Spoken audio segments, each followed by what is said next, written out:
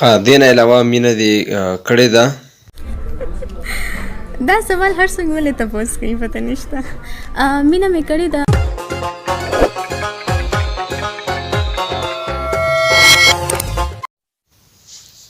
السلام علیکم قدرمندو، طاهر امین طاهر یم. سلامونه قبول کړئ. نن ناسا په لایو کال باندې راغلی د لیلا خان ملګرو فرمایش و. لایو کال صرف او صرف د مزاح دپاره دی، د خندا دپاره دی. څوک پې خفه کېږي د هغوی نه به غواړو بخښنه. نو زموږ سره لیلا خان پر لایو ده، په کال باندې ده. ورځو د هغوی طرف ته دا راته ووایه لیلا خان چې تاسو تعلق د کوم ځای سره دی او ستاسو ایجوکیشن څومره دی؟ نوم دی لیلا خان او زما ایجوکیشن دی، ما اف اس سی کړې ده میډیکل کې. او تعلق مو د کوم ځای سره دی؟ اور زما تعلق بیسیکلی د پشاور نه دی. ها تاسو دې فیلډ ته د کله نه راغلي یې؟ اور تقریبا 4 کال کېږي چې زه راغلم. ها ستاسو هغه نوی البم چې راغلی نو په هغې کې ګانې ټولې په پښتو کې دي؟ هغه په اردو کې دي، پښتو کې دي اور عربی کې دي. دا ولې ستاسو خو زیاتې چې کوم دی په پښتو کې ګانې وي، دا څنګه تاسو دې ځای دی ګډې وډې ویلي دي؟ اصل کې زما خواهش وي چې زه هره ژبه کې سندره ووایم. دا زما خپل یو ډېر یو غټ ډریم دی ما دپاره او زما شوق دی. دې نه علاوه ما عربي کې سندرې ویلي دي، پښتو کې مې ویلي دي، انګلیش کې مې ویلي دي اور اردو کې مې ویلي دي. خو خیر دی بیا یې دپاره په پښتو کې ګانې وایي، ټیک نه؟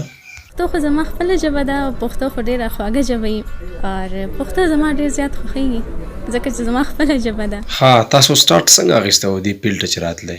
چې ما تاسو ته 4 کال وشو. ما سټارټ کې هوسټینګ نه مې سټارټ اخیستی او بیا ایکټینګ طرف ته رالم. چینل لپاره مې 2-3 ډرامې وکړې اور هغې نه پس لټون پروډکشن ته رالم. هلته یو سندره وه، هغې دپاره ماډل ضرورت و. دا هم راته ووایه تاسو چې دې فیلډ راتلی نو تاسو ته څه مسلې څه ستونزې رامخته شوې وې که نه؟ ستونزه خبره ده نو ابو خوشحال نه اور بس ډېر په مشکله پخلا شو. مور پلار مینه خو وخت سره سره بیا خپله پخلا شي. سندرې به تاسو څومره ویلي وي او البمز به هم څومره وي تر اوسه پورې؟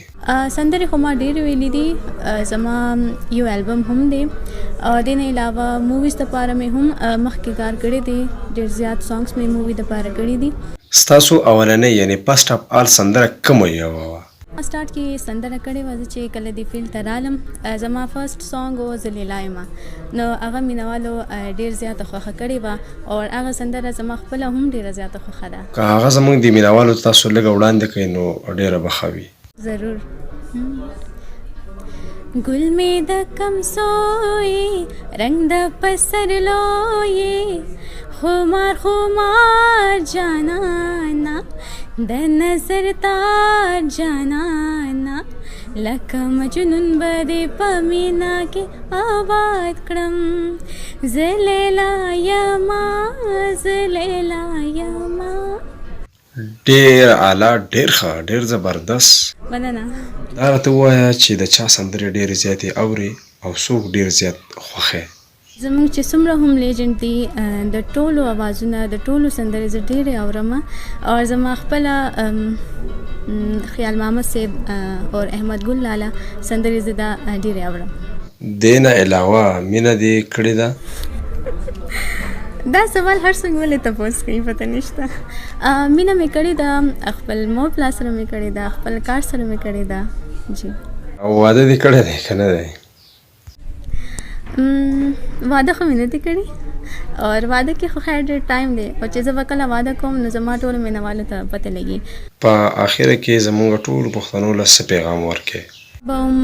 دا پیغام وي چې چېرته م اوسئ امن سره اوسئ، امن دپاره کوشش کوئ اور ایجوکیشن باندې ډېر زیات فوکس کوئ اور چېرته م اوسئ خوشحال اوسئ، آباد اوسئ. ډېره ډېره مننه. مننه. دا کال ما صرف ایډیټ کړی و ستاسو په مخونو د خندا دپاره. که په چا باندې ویډیو بده لګېدلې وي د هغوی دپاره بخښنه. الله